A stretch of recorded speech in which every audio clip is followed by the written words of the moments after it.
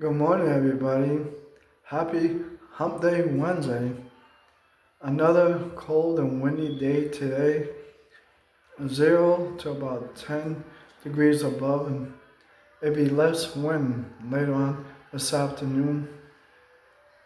And later on, and the snow like a dozen to like on Thursday afternoon and Thursday evening. The DOT Public Works might have to salt the roads.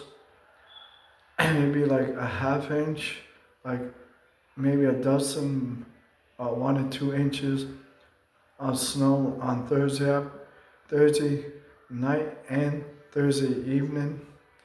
I mean, some melting going on this coming weekend. 40 degrees come this weekend. Then we have another storm early next week, Tuesday and Wednesday. You're gonna watch that storm early next week, Tuesday and Wednesday. And there's another storm early next week on Friday, early next week. We're gonna keep an eye on that. I hope you guys have a great day today, and I'll see you guys tomorrow on Thursday, which is my Friday. Have a good one.